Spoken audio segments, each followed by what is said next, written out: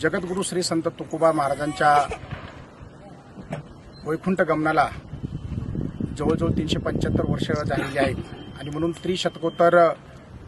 हा अमृत महोत्सव